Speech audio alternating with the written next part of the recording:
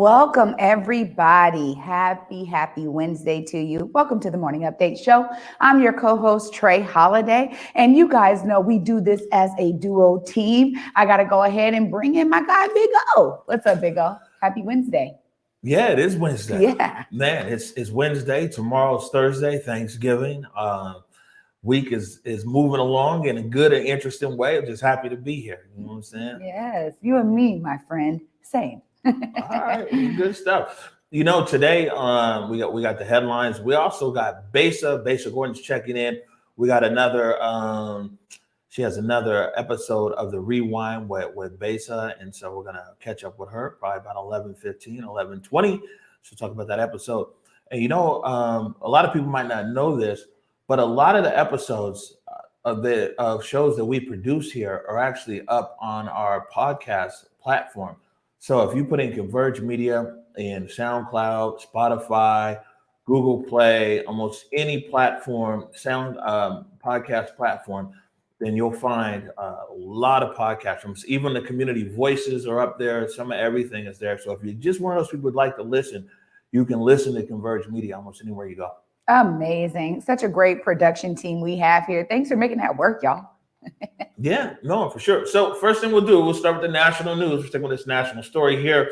President Trump is turned over the keys, kind of, sort of. He's still also going to Pennsylvania, to Gettysburg, to sit with some legislators there who are doing a review or a hearing process. But President-elect Biden announced his cabinet yesterday, and he said it looks a little bit like America. We'll see. Actually, the day before, but there's the story right here on it as far as the cabinet rolling out. America is back. Flexing diplomatic muscle, President-elect Joe Biden introduced the 6 socially distanced members of his foreign policy and national security teams. And they'll tell me what I need to know, not what I want to know. And Mr. Biden will now be up to speed on intelligence matters, as President Trump finally signed off on sharing the presidential daily brief. The president-elect's national security team includes the first Latino nominee for Homeland Security Secretary, the first woman to lead the intelligence community, and the first climate envoy to have a seat on the National Security Council, former Secretary of State John Kerry, who vowed to rejoin the Paris Climate Accord. You're right to rejoin Paris on day one. And you're right to recognize that Paris alone is not enough.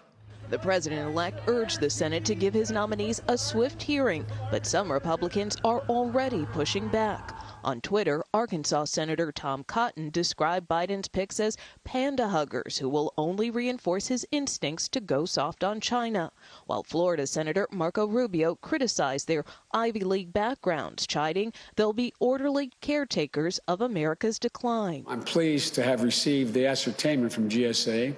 A day after the GSA approved a formal transition, Mr. Biden's team is in touch with all federal agencies and Dr. Anthony Fauci. We're already working out, meeting with the COVID team in the White House and how to not only distribute, but get from a vaccine being distributed to a person able to get vaccinated. Tonight, President-elect Biden told reporters he hasn't gotten intelligence briefings yet, but expects to start them on a regular basis. And he said he would be willing to meet with President Trump if he asked. Man, so you see there, this clip, we called him a panda hugger. Yeah, I've been to Beijing plenty of times, and Chengdu, the home of the panda, and I've hugged the panda before. But it's like these terms these people use, man. It's at the end of the day, I think that a lot of Americans are so now. It's unfortunate that we're getting used to this, man. It's hopeful that some civility will come back to politics here in America, both on the national level and on the local level. And speaking of some civility, and man, this is something I'm really happy to talk about right here. And producer Nikki Barron has an interview later on today with the people over there at the Superior Court System here in King County. If we could bring up this next clip here. This is what it says: is King County Superior Court launches eviction resolution program. And so what's pretty cool about this is the King County Superior Court says they anticipate hundreds of eviction cases when the moratoriums are lifted. And the court has responded by establishing an eviction Resolution Program, or ERP, to help tenants and landlords affected by the impacts of COVID-19 pandemic resolve disputes involving non-payment of rent outside of court. And so basically it's a program here. It's to help landlords and tenants resolve their issue around rent. So it has to be directly related to rent and COVID-19 and non-payment.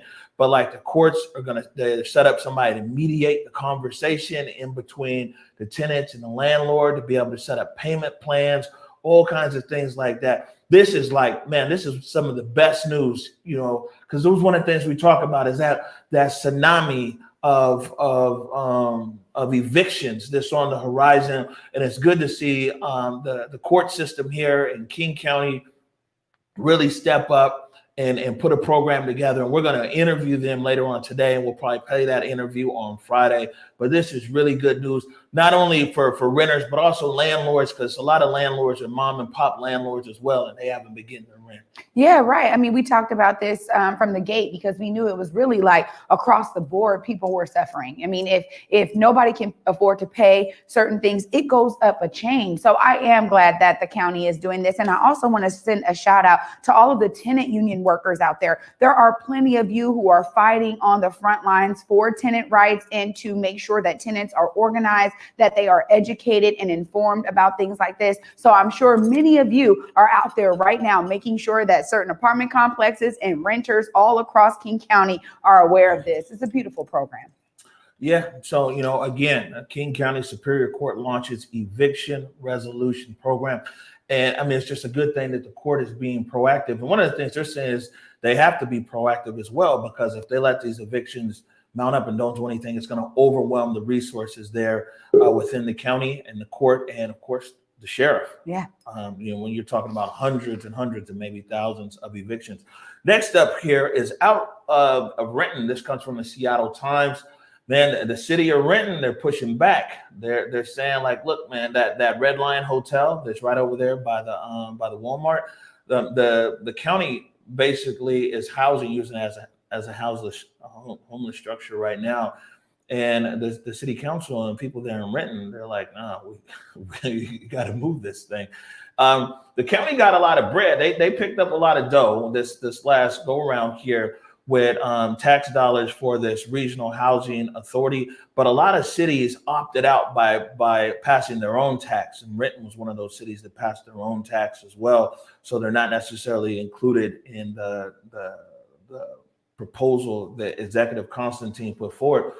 But, more and more. So, I mean, the city of Renton's like, yeah, well, maybe we'll deal with homelessness in our own kind of way. Everything else, a lot more details here in the article. They had a public hearing. It was like an hour-long public hearing. Of course, the majority of the public hearing was housing advocates. There were a few people there, like Chamber of Commerce and things like that from Renton. But, the homeless problem isn't necessarily just going to go away. The county said that they're looking to buy other hotels and properties around King County to be able to put homeless there. But, people are like, not in my backyard. Wow. So, I mean, it really does strike me. I mean, again, I think that, these kind of things really fall on, residents. A lot of folks are like, well, hey, how do people feel about this? But ultimately, I think that in terms of City Council of Renton, they really do have a duty to figure out how to resolve this. I mean, when we talk about the survey that was just taken here in different cities that didn't include Renton, right? Homelessness was the top issue. So again, it's kind of shocking that Renton's saying not in their backyard for this one. I think people are going to continue around King County. They're going to continue to say not in my backyard, because who wants a homeless shelter or a structure or emergency housing structure in their neighborhood? And that's what people are saying. They're like, man, well, this is Seattle's problem. The thing is, this group right here literally came from Seattle to Renton. But homelessness, more and more, especially as things are going, we're going to find that it's more of a regional problem impacting these other cities. And that's why Executive Constantine wanted to go more of a group approach between the county and the cities. But a lot of cities out there are saying, like, you know what, we're going to solve our own problems. And man, let's hope that they can. Because yes, there's homelessness in Seattle, but believe me, it's these problems are permeating throughout all these other cities here in the county. They really are. I mean, when we even talk about housing structures, when we talk about all of these trends with homelessness, we see that there is a growing number of homeless folks entering South King County. So when you think about Renton, a lot of the times we talk about displaced families leaving the central core of Seattle and going out to all of these other cities or going out to South King County. And ultimately, you know, South King County is now seeing this surge of homelessness as well. So I think you're right, and this is not something that is going to be relegated to only Seattle. It's homelessness. It's relegated to the United States. There's homelessness everywhere here. Next up, this is from CapitolHillSeattle.com. That they raised the question there about what's going on with the protests. You got that clip? There we go. Is the Capitol Hill protest season over? Is the question that they asked there on the CapitolHillSeattle.com blog, talking about how they're seeing less protesters on the streets. There's less calls for property damage. There's stores that are now taking their boards down, this and that. And then the flip side of it is like, well, the streets are seeing some victories down there. I mean, you see this solidarity budget, $30 million there for a community, an 18% decrease in Seattle Police Department in their budget. So it's a real interesting observation. And talked to David from Malcontent Tango is in there, and it's some reporting by Renee Ricchetti. But just observation as to the Capitol Hill protest and where it's at. It's been 180 days in the streets. One way or another, people have still been in the streets, big and small now, almost 180 days, which is wild. There's a lot of cities where, you know, people came out for a weekend, they went back home. Yeah. 180 days here. But real interesting read if you're following the protests, CapitolHillSeattle.com. Yeah, well, I mean, again, we've been seeing this too, seeing the trends. And I think you're right in terms of the wins. And a lot of those people, and a lot of that effort and energy is now going to structure all of that work. Like, how do we absorb these wins? Let's make sure we're ready. Let's not showcase, what folks may be thinking is some kind of radical ideas. Let's show that we have research, they're well-informed, and there's steps to get there. So I love that. All right, next up here, we're putting this online either late today or tomorrow. But Bobby Steele's caught up with Aaron Bossett. You might remember the name Aaron Bossett. He's one of the leaders in the community, the Black Cannabis Commission. We've been actually talking to Aaron now for 2 years, me and you, on and off, interviewing him about the state of Black people in the cannabis industry here in the state of Washington. So this interview was actually a few weeks ago. Bobby Steele's and shot by Jake Grabrot. I'll let you know, they were too close in the shot. We discussed this. You won't find shots like this where people are more than the allotment. So I put that out there early so we don't get flamed later in the comments like, oh, why is Bobby so close or whatever. But this is just a short 2.5 minute clip right here when Aaron is talking about the licensing agency needing a task force to tell them how to give out licenses. We'll play this clip here, discuss on the other side. Can you, explain to, our viewers and, some of your opinions on how people have been excluded from the community or been wronged or slighted by the system that's here? So maybe some examples that you've seen. And maybe some things to look out for. I would say that, how it all started and how it all began was the wording was very coded and very slick on how the state of Washington did it. They didn't, and you can't make legal determinations based upon race. So you can't say Black people excluded, right? Lee Atwater, a GOP Republican policy advisor back in the day, said that you can't use the word nigger anymore, but you can use the word first busing and urban housing. And that's what they did when they set up the legal system here in the state of Washington. Is they didn't use the derogatory terms of niggers not allowed, no Black people in, like Jim Crow. What they did was they used coded language, felonies, right? We know that felony is the new Jim Crow. If you have a felony, you can legally be discriminated against in all kind of things. So that was the very first barrier, right? And that barrier, let's say it's felonies for drugs, but we know that it was drugs that they used to attack the community. So it's like a very contradictory thing in itself to have that as the one reason why you can't get in, okay? The second one was you have to be able to prove for all your income. Like that's a massive one. Like we don't have access to capital because of the war on drugs, because of the amount of money, people that were removed from the community that created gentrification. We don't have land and we don't have capital the way that the traditional and the big systems do. So in their coded language, blocking people out, it started with felonies, access to capital, and then access to land. We didn't have those three things to begin with. And so when the application process, which was capped, which is still capped, which still hasn't opened back up to anybody else but the original people who applied back in 2013, 2014, there's no way in. And other than through these social equity licenses that they just created, which in itself creates a whole nother set of issues, right? Like you have a licensing agency that created a task force to tell them how to give out licenses, but yet their sole job is to give out licenses. Yeah. It makes no sense. So it's another barrier, it's another block. For me, it's been 8 years of enough, give us a month, give us a month, give us a month. It's been 8 years of that, you guys. And it's, at this point, the 502 system, which is the legal weed termination, needs to just be completely scrapped and redone. Because one, it's a cash-only industry that they say they want to stop the illicit market. But if it's a cash-only industry, you've just created a massive illicit market, right? It's pay to pay. You have to know who's in the LCB. The LCB is enforcing things, but yet they're not a law agency. They have no Black or minority membership in their own agency, right? So the problems are massive, massive, massive, massive. Massive, massive, massive. This was a really good interview there. It's about 20 some odd minutes. I said we'll probably get that up today or tomorrow. Aaron Bossett, you know, he knows a lot about it. When he talks about 8 years, he's telling the truth. He's been trying to track this down. I mean, this is why we talk about people in our community being informed. Aaron Bossett is truly informed with this. We got other families that are out there, but I love that, you know, he's really showcasing that leadership here. And a lot of folks are curious about cannabis equity. So I'm glad that we have that interview. Please check it out, y'all. Right. Big shout out to Bobby Stills, who's now be socially distanced. You'll see him moving forward. And Jake Gravbrod on that. So now we want to talk about the vaccine, Trey. We talk about the vaccine. Running a few minutes late here today, but we got to give this some time. We got people already talking about it in the comments. And I bring this up because the big fella, Jake Gravbrod, he sent me this. And let me just bring it up here in full size. He sent me this the other day. And it says, majority of Black people wouldn't take a free vaccine. That's what it says here. Majority of Black people wouldn't take a free vaccine. And this was in the Washington Post. And you can read more about that in the Washington Post. And I see a grin on your face, Trey.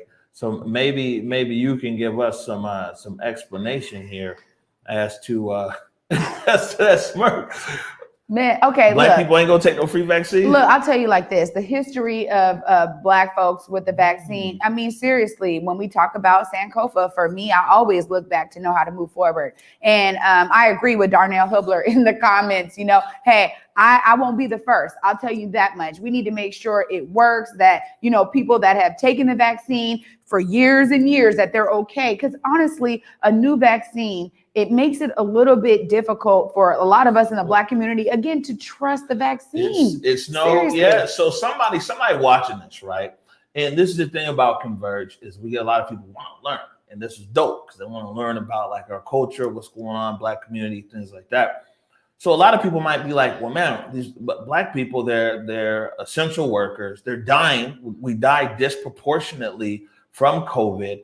And then if they go and do like they're talking about a travel, a vaccine passport, you know, that has impact somebody like me who travels a lot internationally. Like, why wouldn't Black people, especially considering the disproportionate rate of death, why wouldn't Black people want this vaccine? And it comes down to an issue of trust. And this issue is rooted historically in something very evil that happened here in the U.S. against Black people. Go ahead and play the clip, all you.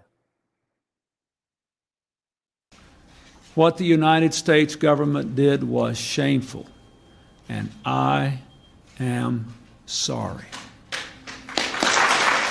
We have no idea how many wives, girlfriends, children inherited the disease and also died or were forever crippled by its effects.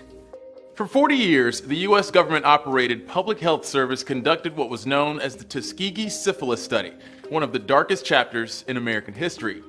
Now, over 40 years after the study ended, we still don't know and might never know the full extent of its effects.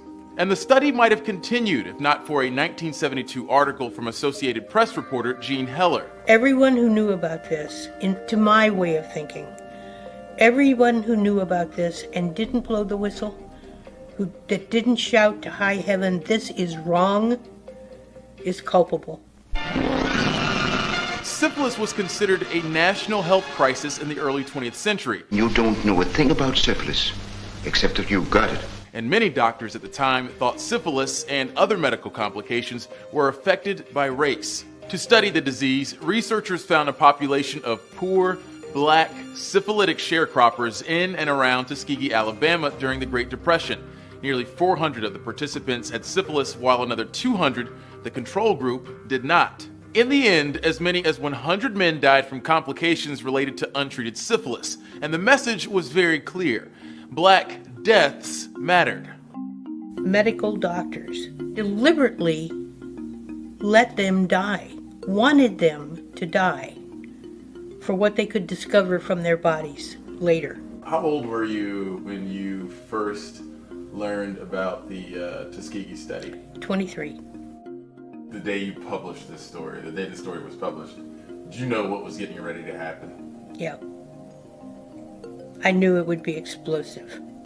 After the story broke, and there was this incredible public outcry, Senator Kennedy had held very, very public congressional hearings on this. If they had been white, your public health service would never have agreed to do this study in the first place. They wouldn't have dared. The study and the aftermath are well documented in films and books, but there are still things we might never know, and for Heller, that goes back to the very beginning. I still have not heard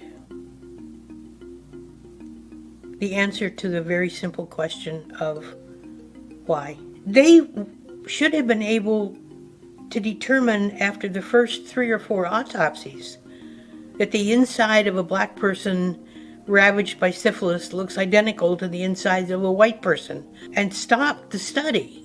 Beyond that, Heller believes there's no way to know just how many people were directly or adjacently affected by the study or its disclosure.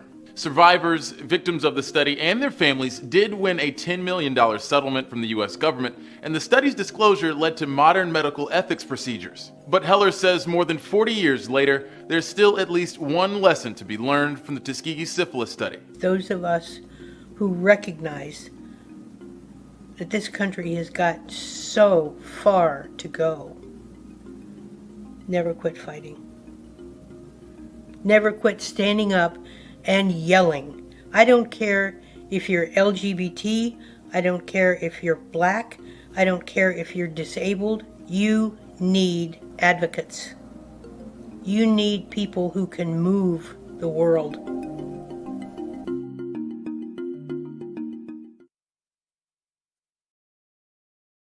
Hi. Whoa. I'll just say this. She said you need advocates. No matter who you are, what you're fighting for, continue to fight.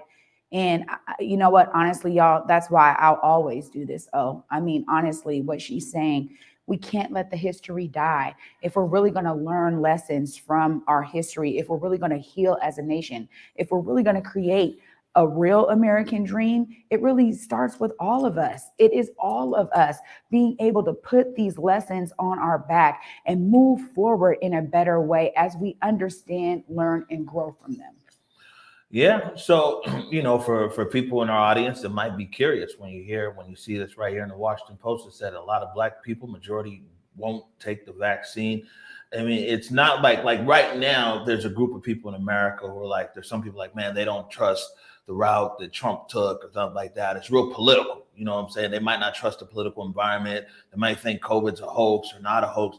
That's their rationale, behind vaccine. Black people in America, this is real deal. This is really happening. We grew up. As a young kid, I heard these stories about the Tuskegee experiment. And so, that's permeated throughout our community. So it's not a lot of trust for somebody from the government coming with a needle saying that they're here, to give you a vaccination. So a real interesting conversation, but we always want to shed some light as to share to people, like, why we think the way that we do. Yeah. Some people in our community. It's important. I mean, again, this is why this platform and community media is so important. When we talk about long story format and being able to tie things together, that's the beauty of our platform, you know? And so I love that you do that every time. I got one more clip here. I've been keeping Besa waiting. And my apologies, Besa. We're coming right to you. We got one more segment here, then we're going to break. And we're coming back with Besa to talk about the rewind. But I thought this was important. I saw this morning. This is Meghan Markle, and she wrote an op-ed talking about how she had a miscarriage, and she's challenging people to ask people, just, are you okay? Meghan Markle is revealing this morning that she had a miscarriage in July, and she's writing about it in the New York Times, saying that she wanted to talk about a common experience that few people discuss. It happened to her just a few months after she and Prince Harry left their royal obligations to resettle in California. Elizabeth Palmer has the story. Just months after Meghan Markle and Prince Harry proudly presented their baby son Archie to the world, Meghan writes in her New York Times op-ed that she had a miscarriage. I felt a sharp cramp. I dropped to the floor with him in my arms, humming a lullaby to keep us both calm. The cheerful tune a stark contrast to my sense that something wasn't right. I knew as I clutched my firstborn child that I was losing my second. It was a very personal tragedy at a generally difficult time. Meghan and Harry's relationship with the royal family was already rocky. She put on a brave face, she said, but the strain did show now and again in public. Look, any woman, especially when they're pregnant, you're really vulnerable. You can see it here in a 2019 ITV documentary when Meghan and Harry were on an official visit to South Africa. And the journalist asked her a simple question. Are you okay? And also, thank you for asking, because not many people have asked if I'm okay. But it's a very real thing to be going through behind the scenes. And the answer is, would it be fair to say not really okay? And it's really been a struggle. Yes. As Meghan was struggling then with losing a baby, the world is struggling now, she writes in the op-ed, not only with the trauma of the pandemic, but with widespread discord. In places where there was community, she says, there is now division. Division that springs from social injustice, anger rooted in the violent deaths of George Floyd and Breonna Taylor, grief over the thousands upon thousands of coronavirus casualties, and fights over the very nature of truth. We are adjusting to a new normal where faces are concealed by masks, Meghan writes, but it's forcing us to look into one another's eyes. And when we do, let us commit to asking each other, are you okay? A real important question to ask. Are you okay? Period. I love that she said that. And I think we all need to take this up. Oh, are you okay? Yeah, you know, I mean, that somebody, I liked this story as well because, you know, especially today and going into Thanksgiving, we need a reminder about our humanity. We need a reminder about civility. We need a reminder, you know, to sometimes put that armor down and be able to, you know, to really express ourselves in a very human way. We're going to take a short break right now. When we come back, we've got Besa Gordon. She's talking about the rewind. You are watching the Morning Update Show. My parents coming over here as refugees meant that they didn't really have anything when they came to America. Having reliable healthcare and having a reliable doctor was really important. 共同của tôi, trạm y tế của tôi. 我的社区，我的诊所。Mi comunidad, mi clínica. بلشدة هي بقارها. My community, my clinic.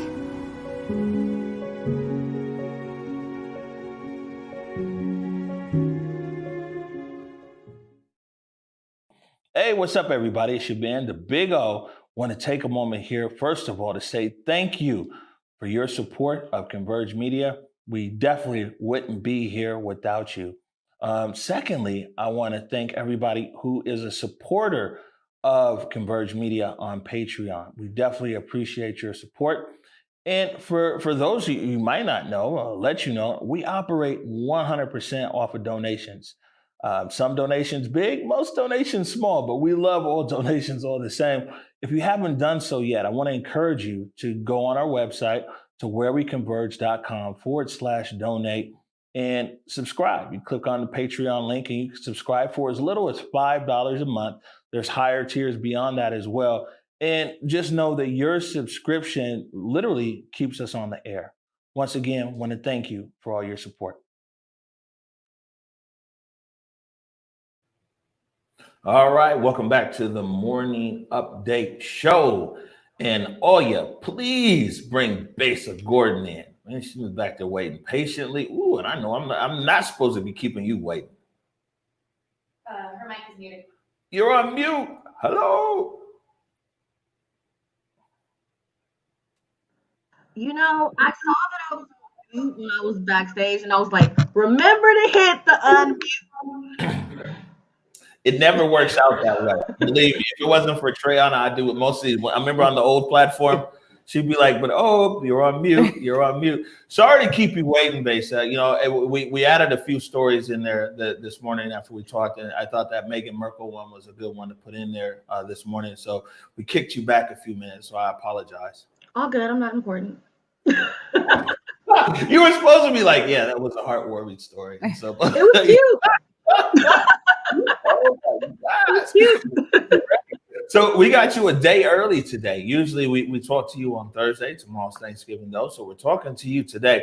So I'm gonna go ahead. We're gonna jump right into the rewind first, into Bondi Blue, and I'll let you set this up. Then we want to talk to you about a few other things here. But this is the 3-minute clip, and you kind of touch on a few different things here. Maybe you could set this up before we get it going. Yeah, so the rewind with Besa is basically going to be like, I don't know, the Wendy Williams show in Seattle, if you will. So I'm going to, for the most part, have current events, current topics, maybe some music reviews, and then I'll also get to know the person that I'm interviewing. So I chat with my girl Bondi. She's a YouTuber. She has almost 100,000 subscribers. I've actually been following her on YouTube for like 8 years. So it was really dope to actually finally be like, hey girl, how you doing? And my favorite part of all of my interviews thus far has been what are 3 misconceptions of, in this particular case, Bondi Blue, because I think when we really all sit back and we ask people what their opinion of us is, it's typically not really what you are or how you want to be perceived. So I've just been kind of trying to get to know people, let you guys know who's popping out there, you know, see some more Black YouTubers, see more Black influencers, and not necessarily just Black, but, you know, that's what I've interviewed thus far. Hey, step into your Blackness. It's all right. If you can't be comfortable here on Converge, you can't be comfortable nowhere, my friend. I know, that's right. So it's quite all right. So this clip right here, it's a 3-minute clip. It's some snippets, some segments. Then you ask those things. What are the 3 misconceptions about Bondi Blue? I think what he meant is urban more than anything. And yes, I do feel like I see a lot of celebrities, once they get to a certain level, they don't have the same reverence for urban or Black journalists and interviews and, you know, all of that. They don't, you can see it. It happens all the time. So far, all I can say is, Poe Dylan.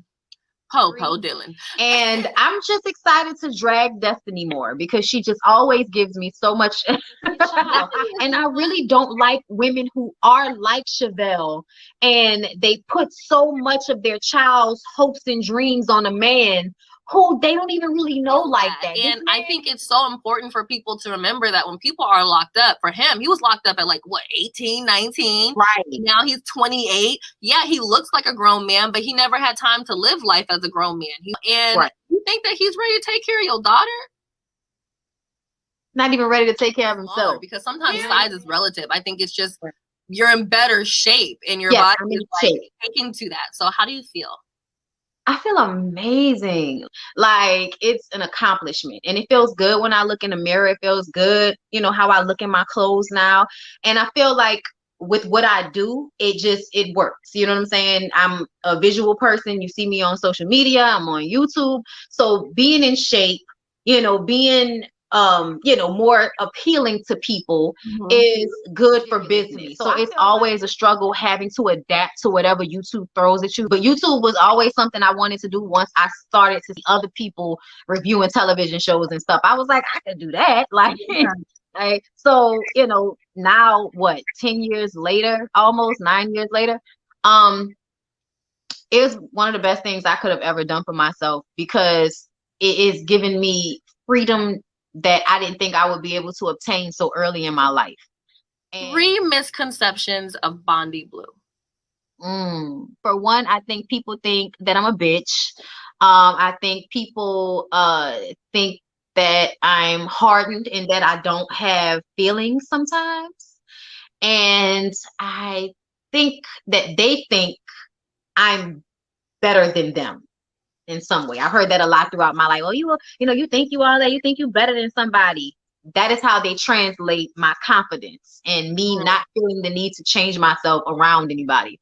That translates to people feeling like, oh, she thinks she's too much and all of that. And I'm like, well, I guess that's not necessarily a misconception, but the way you think about it is. Yeah, and sometimes I feel like whenever people think that, it's just, that is you showing your own personal insecurities, because my confidence is so loud that it's making you uncomfortable because you're not able to be this way ever, except for when you're by yourself. So that's a really good misconception. It's like, oh, you mad because I like me, sis? Oh, all right.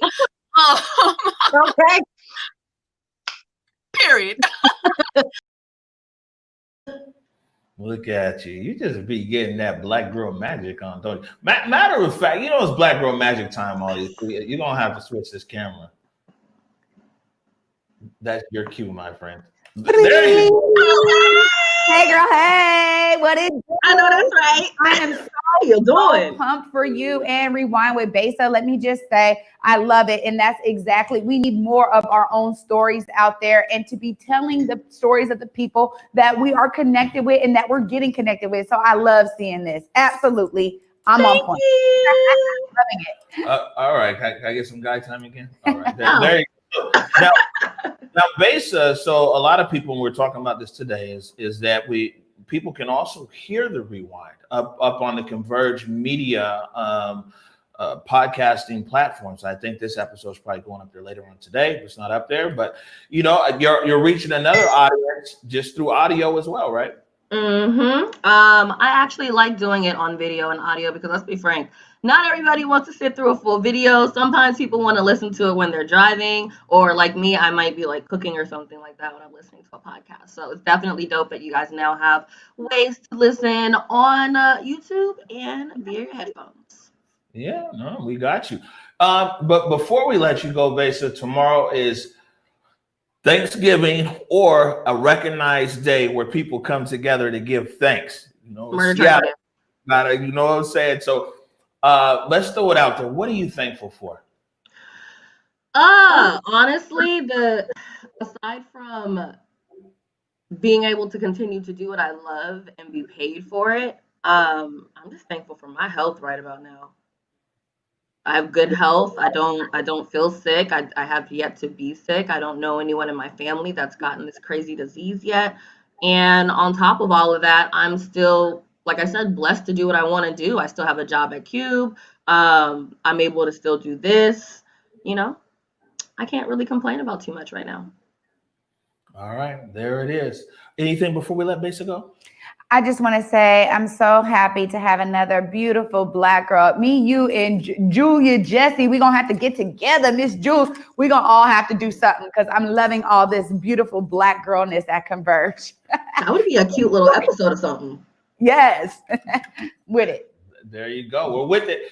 Appreciate you, Besa. And if you go up right now, I think producer Nikki Barron, who wears like 10 hats around here, has the episode of you and Bondi Blue up across our social platforms right now. Encourage everybody to check it out. Not only check it out, though, tag and share with a friend. Thank you, Besa. Happy Thanksgiving. Happy Thanksgiving. Bye, guys. All right. We'll be right back. The Morning Update Show continues. Hey, what's up, everybody? It's your man, the Big O. Want to take a moment here, first of all, to say thank you for your support of Converge Media. We definitely wouldn't be here without you. Secondly, I want to thank everybody who is a supporter of Converge Media on Patreon. We definitely appreciate your support. And for those of you might not know, I'll let you know, we operate 100% off of donations. Some donations big, most donations small, but we love all donations all the same. If you haven't done so yet, I want to encourage you to go on our website to whereweconverge.com/donate and subscribe. You click on the Patreon link and you can subscribe for as little as $5 a month. There's higher tiers beyond that as well. And just know that your subscription literally keeps us on the air. Once again, I want to thank you for all your support.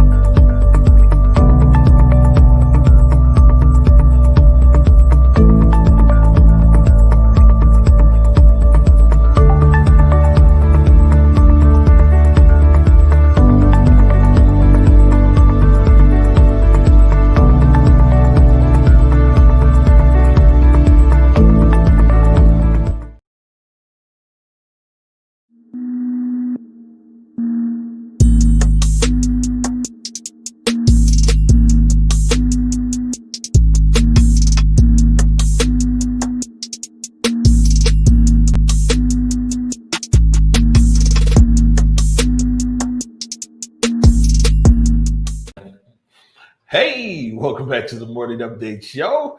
And it looks like it's time for producer Nikki Barron and the coronavirus update. Please bring in Nikki. Hey. Hey, Nikki. Ooh, Hi, Nikki. Man, that set that you on, that home set just keeps getting nicer and nicer every day. You see this, Trace? Yeah, looking good. Ready to work from home. Yeah. I'm trying to make it great. So yeah, a little better every day, do the work every day. All right. We're a little short on time today, Nikki, but I know you got some good updates for us.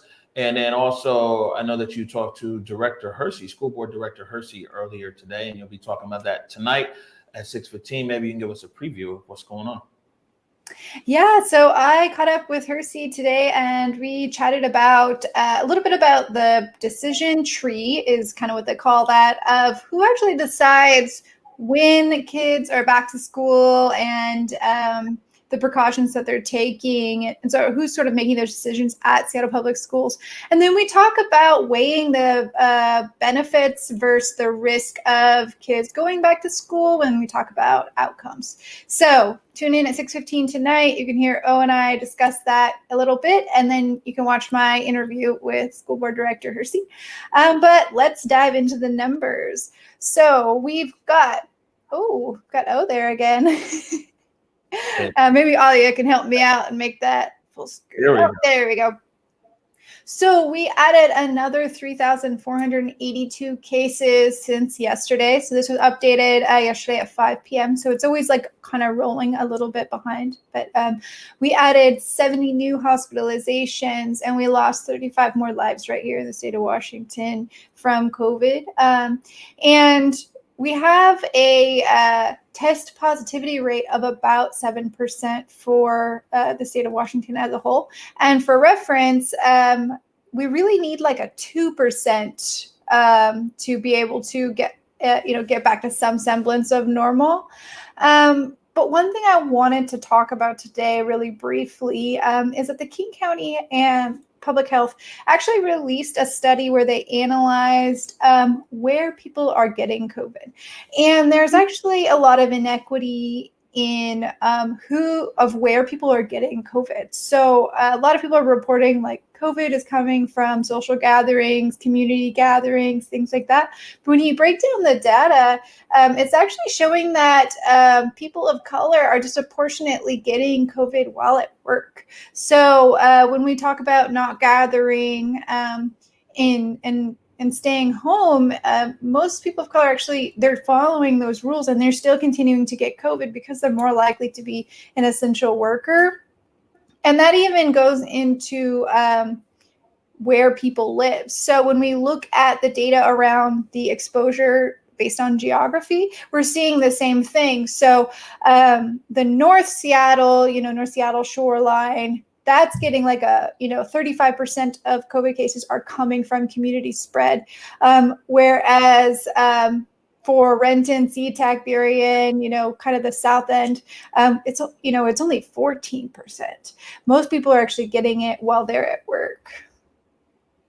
Man, so you just can't win. Yeah. I mean, clearly.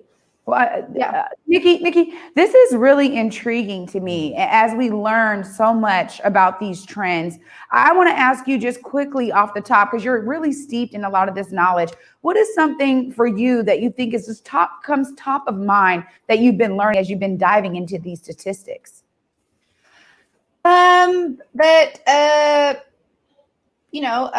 Privilege has a lot to do with COVID rates. So people who have the privilege to work from home are getting COVID less. People who have the privilege of, being able to, not leave to, not leave to do a lot of things that other people have to, like not go to the grocery store, those kinds of things. People who can have everything delivered. Those are the people that are surviving COVID, and the people who are providing these services are the ones who are not surviving COVID. So when I hear conversations, and I talk about this with school board director Hersey about, our kids are getting behind and all of this, it really frustrates me because it really highlights the privilege of being able to be like, oh, my kid's outcomes, I'm worried about my kid falling behind in school. Whereas people in the South End and people of color are just saying like, we're just trying to survive this pandemic.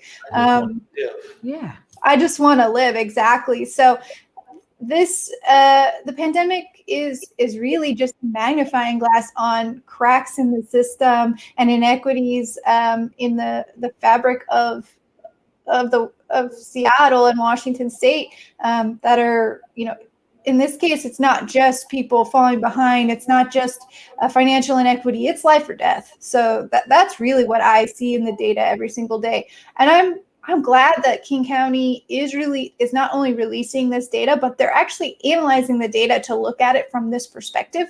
I think even just a handful of years ago, a lot of people probably wouldn't have even considered this. I know when the Seattle Times just wrote about this exact same study, there's no mention of the differences. The headline just says people are gathering in groups and that's what's spreading it.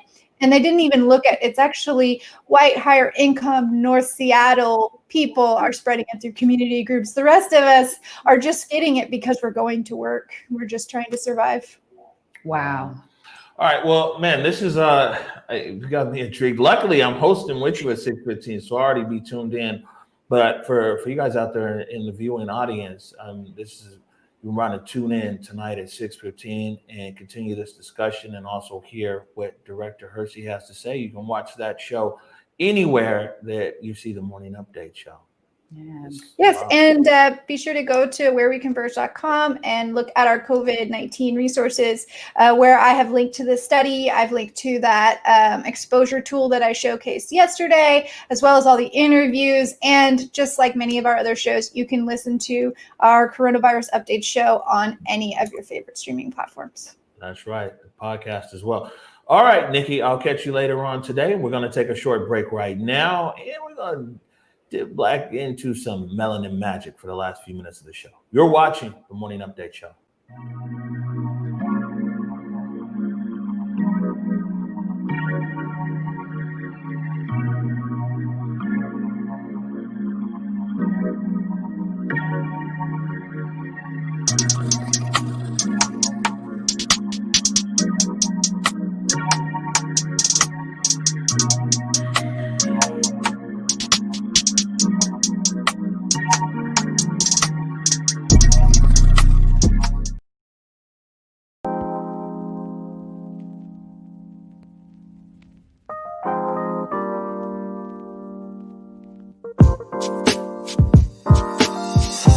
We're the Yard Bros.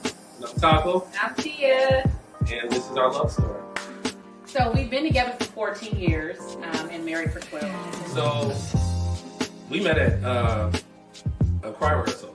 No. Which way? We met at church. church. Oh, you talking about the very first? The very first interaction. When you were shady. Okay. I was not shady. And I was like, will I you? remember that. And then it cuts off. And then I was like, marry me. And then I feel the bars. But it stopped being about each other. And so COVID helped us to return to, wow. We matter. You and I matter. Yeah. Yeah. Thank you for listening to our love story. We're the Yarbrough. And vote Black Love.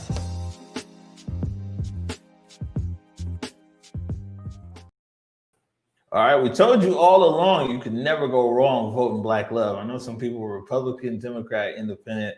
Never go wrong with voting Black Love. We played that right there because tomorrow at 5 o'clock, we're going to be replaying episodes of Vote Black Love. And, I'll tell you what, Triana, of all of our produced shows, like it has the Vote Black Love has the most views. Now, we have live streams we've done that have millions of views, some other stuff, views in the hundreds of thousands.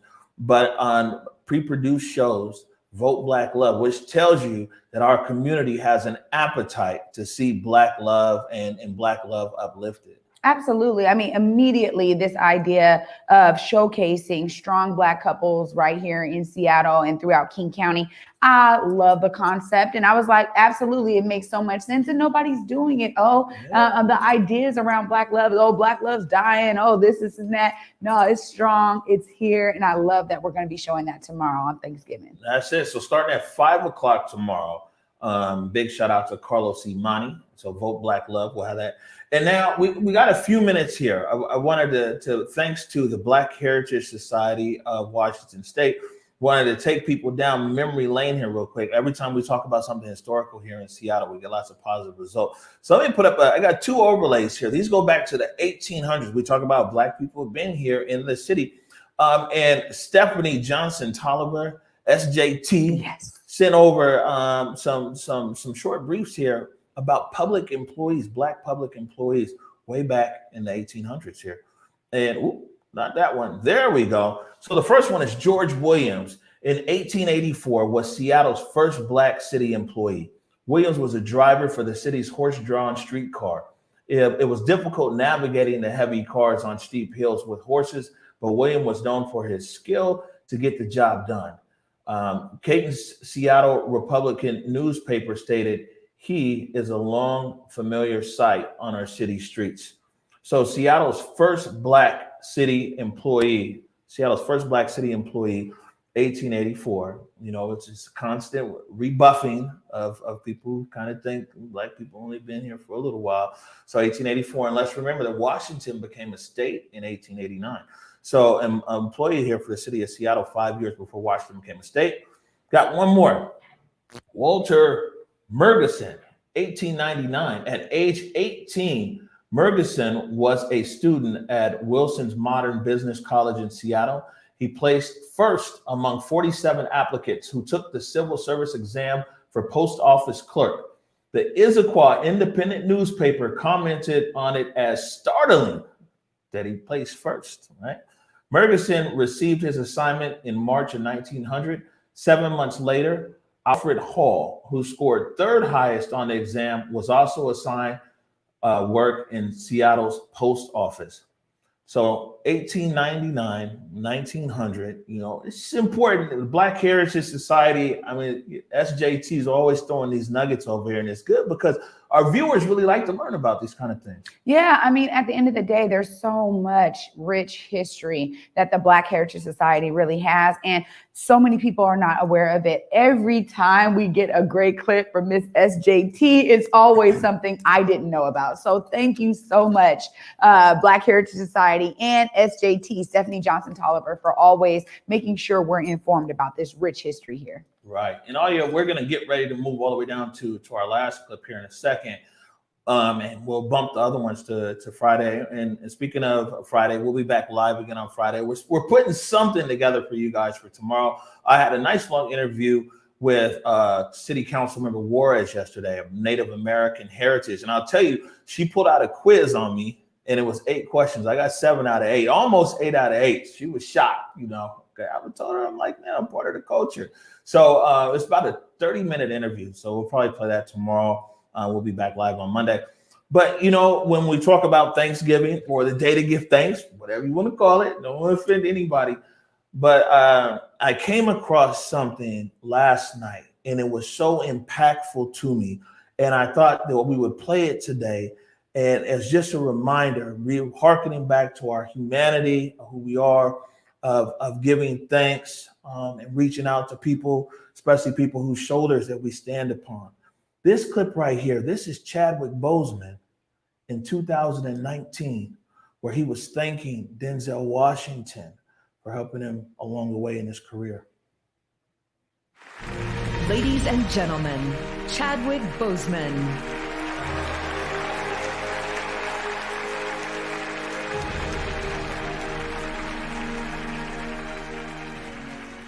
I know personally that your generosity extends past what you have given on the stage and screen.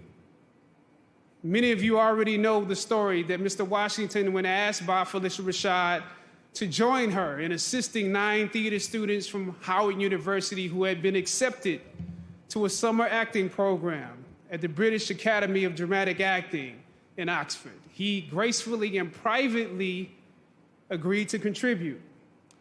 As fate would have it, I was one of the students that he paid for. Imagine receiving a letter that your tuition for that summer was paid for and that your benefactor was none other than the dopest actor on the planet.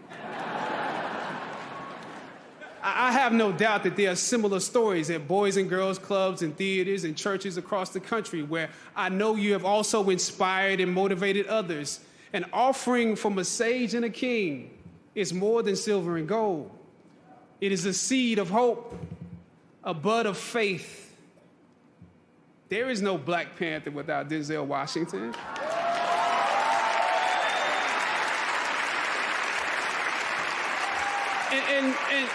And not just because of me, but my whole cast, that generation stands on your shoulders. The daily battles won, the 1,000 territories gained, the many sacrifices you made for the culture on film sets through your career, the things you refused to compromise along the way, laid the blueprints for us to follow. And so now, let he who has watered be watered. Let he who has given be given too. It is an honor to now know you, to learn from you, and join in this work with you. May God bless you exceedingly and abundantly more in what's in store than he ever has before. God bless you.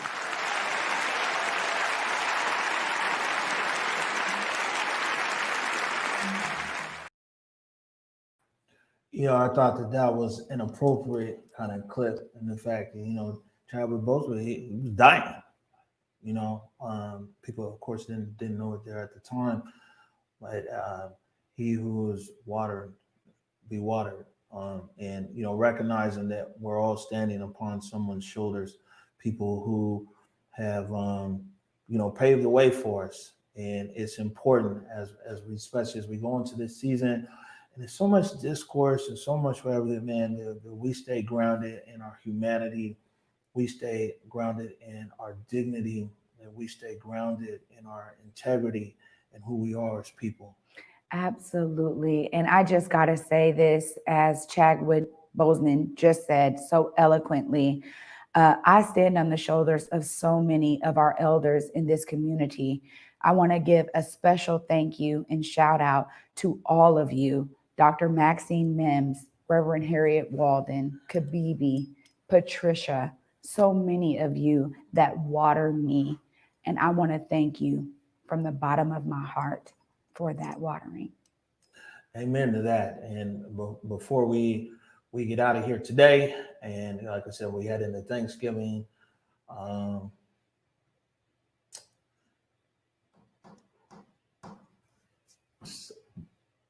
Big sense of gratitude. Yes. All of these people here in this room, Aya, De Alessandro, Bobby Stills out there, Jay Gravbrot, Eric Calligraphy, Jordan Oils, man,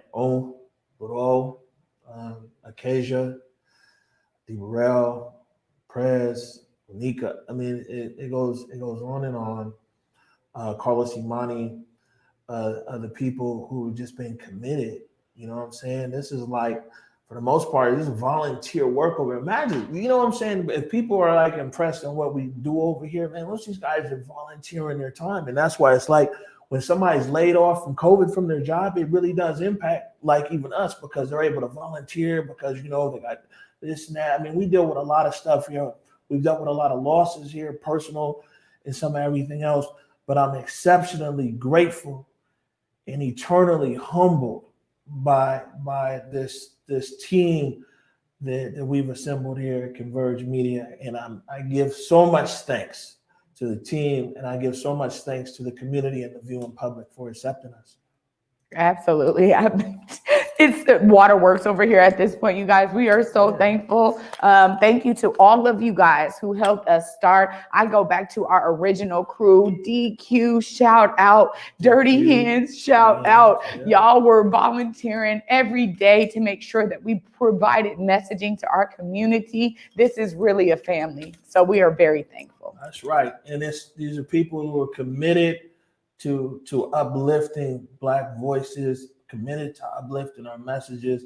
I mean, it's you guys just don't know how hard all of these people work.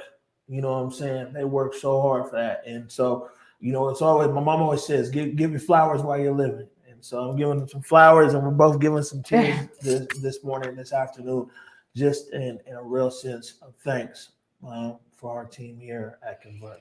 So, absolutely. That being said, my friend, they put a new camera over here. Let me see if I can find there we it. go. There it is right there. We're going to put something on the air for you guys tomorrow at 11. I guess we got the interview with Deborah Juarez. We got a few other things we'll put together. We're back here live on Friday at 11 a.m. Wherever you are, wherever you're watching us, God bless you. Thank you. Peace. Lift every voice and sing. Earth in heaven ring with the harmonies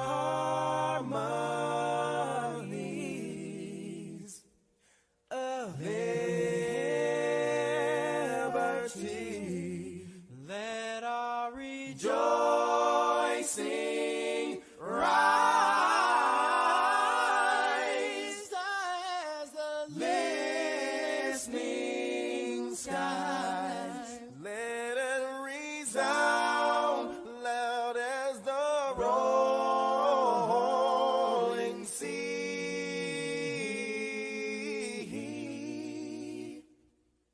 Sing a song full of the faith that the dark past has taught us. Sing a song full of the hope that the present has brought us.